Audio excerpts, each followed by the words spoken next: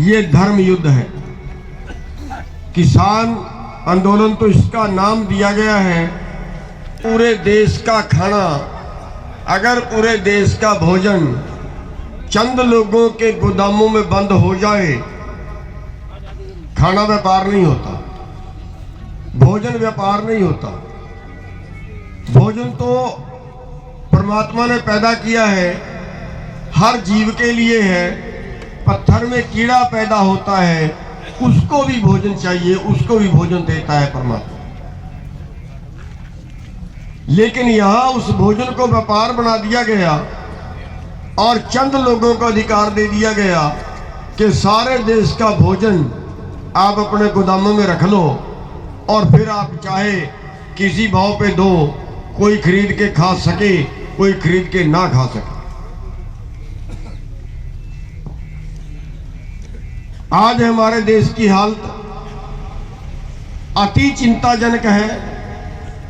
सोने की चिड़िया हमारा देश था, हजारों लोगों ने कुर्बानियां दी थी आजाद कर, लेकिन आज सोने की चिड़िया, ये मिट्टी की चिड़िया भी नहीं बची है, वो सोने की चिड़िया देश आज इन राजनेताओं ने और इन पूंजीपतियों ने लूट लूट कर हालत ये कर दी कि आज हमारा देश भुखमरी में पूरी दुनिया के 107 देशों में 94वें स्थान पे खड़ा है।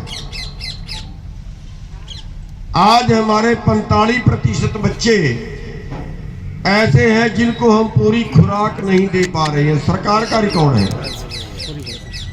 माँ बाप अपना पेट काट कर भी बच्चों को देता है। 45% बच्चे हैं जिनको हम पूरी खुराक नहीं दे पा रहे हैं। पिछले 20 साल में 3.5 से 4 लाख करोड़ के बीच किसान कर्जे से बैंकों ने परेशान किया, दुखी किए, कर्जा वसूली के लिए आत्महत्या कर गए, कर्जा नहीं उतार पाए, परिवार नहीं चला पाए, किसी ने फांसी खा ली, किसी ने जहर खा ली। देश गरीब नहीं था, देश को लूट लिया गया। अंग्रेजों को भगाया था कि हमारे देश को लूट रहे हैं, ये अंग्रेजों के भी बाप पैदा हो गए।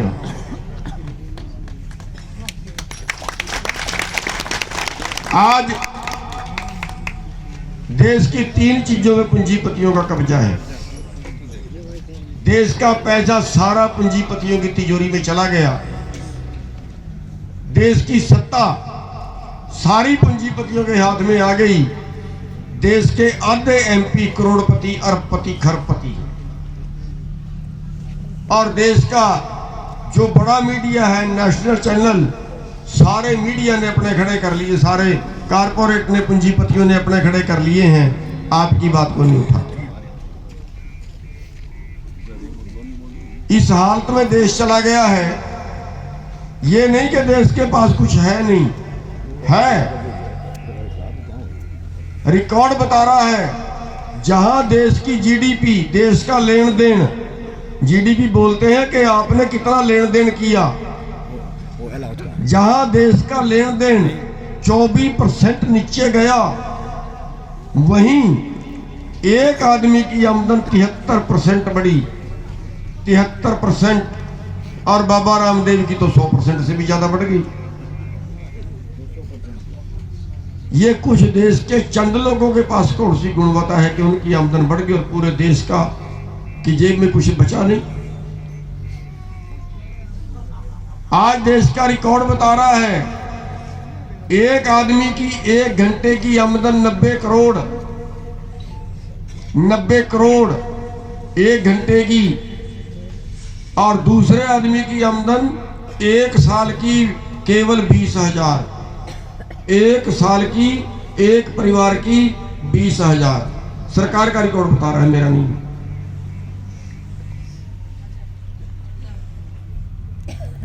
और इस हालत से लड़ने के लिए, इस हालत में अभी सब्र नहीं आया। अभी जो खेती का बिजनेस है, ये कानून खेती कानून नहीं है। खेती कानून इनका नाम गलत रख दिया, ये खेती के व्यापार के कानून है। अभी खेती का व्यापार बना के और उस व्यापार को पूंजीपतियों के हवाले कर दिया गया और ये खरबों का व्यापार है।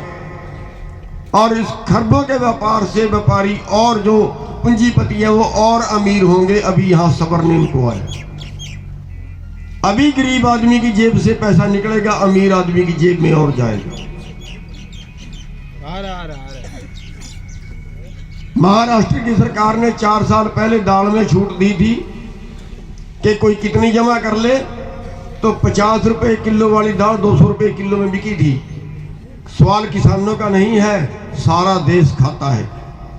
सारे देश ने खाई थी, किसानों का नहीं, खाने वालों का ज्यादा झगड़ा है। यहाँ 25% बात खाने वाले की है, पैदा करने वाले की है, और 75% बात खाने वालों की। आलू 40 रुपए किलो बिका है, 7 रुपए में खरीदा है। प्याज 8 रुपए में खरीदा और 80 रुपए किलो में बिका है। किसने खाया? जितनी भी जनता है, जो शहर की है चाहे गांवों की है, सबने खाया। सवाल सबका है, लड़ाई सबकी है। किसान आंदोलन तो केवल इसका नाम रख दिया गया। हाँ, किसान की जो मैटर है वो इतना सा जरूर है कि जो न्यूनतम समर्थन मूल्य की लड़ाई है वो अकेले किसान की उसको मान सकते हैं, किसान की और मजदूर की उसको मान सकते हैं। सरकार रोज टेलीविजन में बयान देती है कि एमएसपी तो हम दे रहे हैं, न्यूनतम समर्थन मूल्य तो हम दे रहे हैं। लेकिन आपको बता दें, किसान 600 फसलें पैदा करते हैं। मिर्च मसाले दवाई बूटी सहित 600 फसलें पैदा करता है किसान पूरे देश में। उनमें 23 फसलों का एमएसपी तय है, न्यूनतम समर्थन मूल्य जिसको बोलते हैं, केवल 23 फसलों का है। और उन 23 फसलों की जो न्यूनतम मूल्य, स्वामीनाथन आयोग तो भाड़ में गया, जो न्यूनतम मूल्य जो सरकार दे रही है, जो तय कर रही है, जो लिख रहे हैं, उसकी कीमत बनती है 17 लाख करोड़ रुपए। और हमारी जेब में आ रहा है 13 लाख करोड़ से 14 लाख करोड़ रुपए।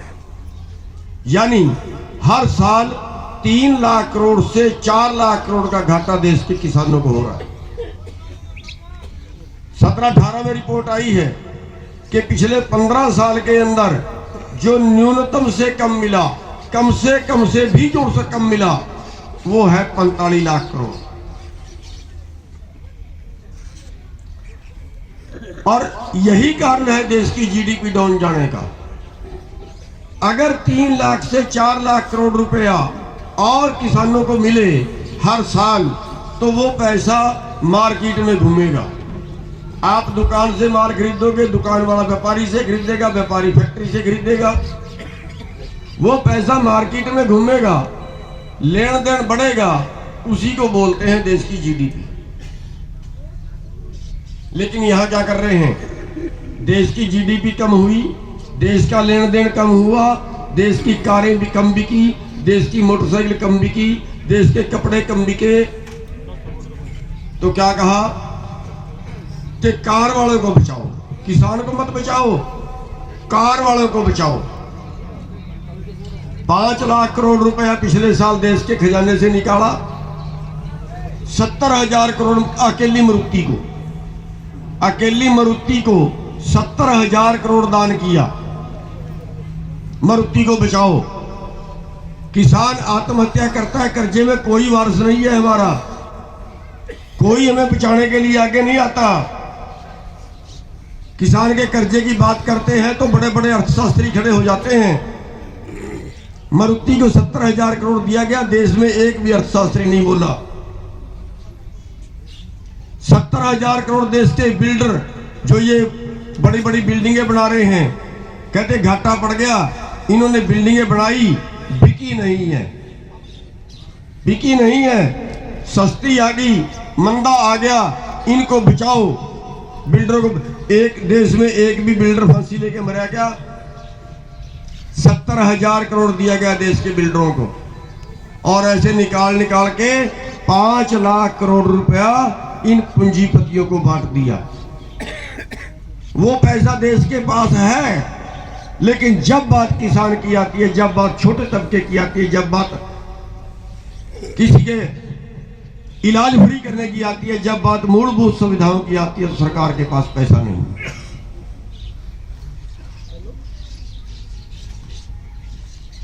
और जब बात जितने बार सरकार से बात करने की कोशिश की कि आप एमएसपी पे बोलिए, बताइए एमएसपी पे।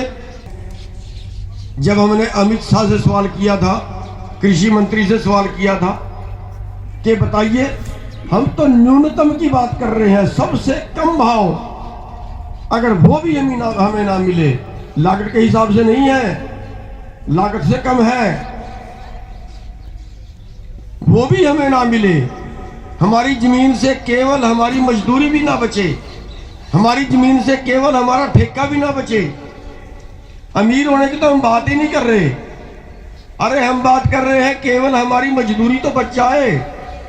आप लोगों ने सुबह से लेकर शाम तक खेत में काम किया, उसकी मजदूरी तो मिल जाए हमें। हमें तो केवल मजदूरी नहीं मिल रही है।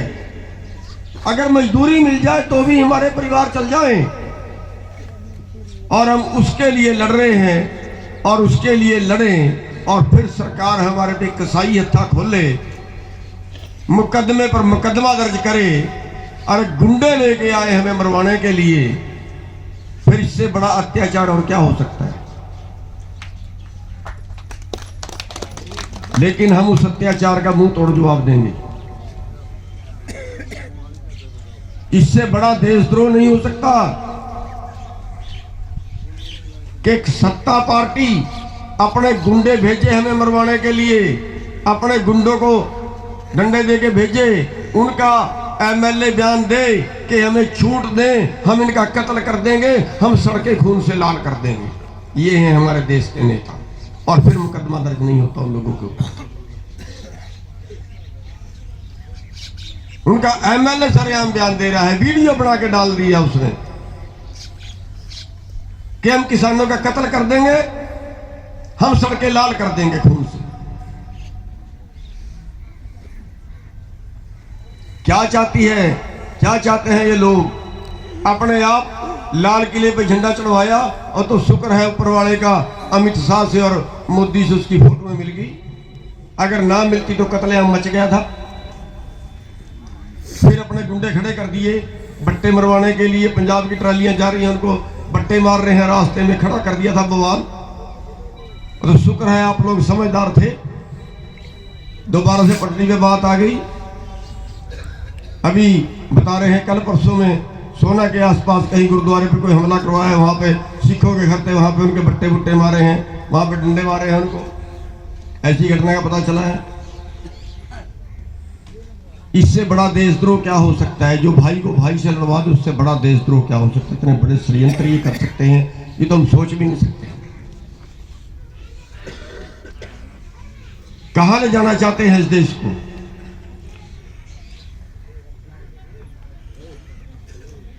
लेकिन हमने हर तरीके से इनकी हर चाल को नाकाम करना है। वो तो चाहते हैं किसान भड़के, ये भी लठ उठा ले और 2-4 दसों को मारे, और फिर बस मुद्दा दूसरा बदल जाएगा, भटक जाएंगे अपने मुद्दे से। लेकिन हमने संयम बरतना है, हमने संयम बरतना है।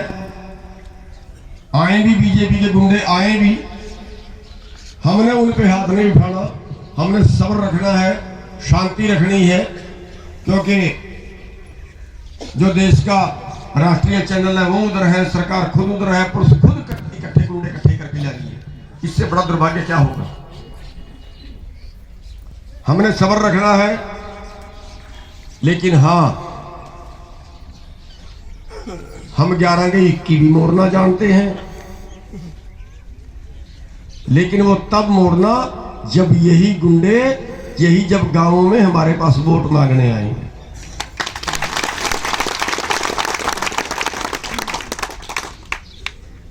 ये बहुत कुछ कर रहे हैं, बहुत से षड्यंत्र रच रहे हैं, और अभी बहुत से रचेंगे। बार 3 बार गाजीपुर यहाँ पे सिंगू बॉर्डर पे हमला करवा लिया है। सिंगू बॉर्डर पे जिसने हमला, जो सबसे आगे लग रहा है, उसकी फोटो आ रही हैं अमित शाह के साथ। नेता है बीजेपी का। गाजीपुर पे जो लोग गए, 2 MLA साथ में लेके 400-500 आदमी साथ में लेके गए किसानों पे हमला करवाने के लिए। कौन सा देश बचा है ये? लेकिन ये हरियाणा के किसान हैं, पंजाब के किसान हैं, हिंदुस्तान के किसान हैं। आपने सब्र रखना है। हम मर जाएंगे मौके पे, लेकिन मैदान छोड़ के नहीं भागेंगे। हम जब तक जीतेंगे नहीं, तब तक यहां से जाएंगे नहीं। बस साथियों, मैं और कुछ नहीं कहता। मैं तो केवल आपको बधाई देना चाहूंगा, आपका धन्यवाद करना चाहूंगा कि जो और 4 गुनी संख्या में आ गए हैं। सरकार ने तो कहा था ये भाग जाएंगे, लेकिन आज देख ले, धन्यवादी हम हरियाणा की सारी खापों के। अभी आपकी खाप ने आश्वासन दिया, कादियान खाप ने।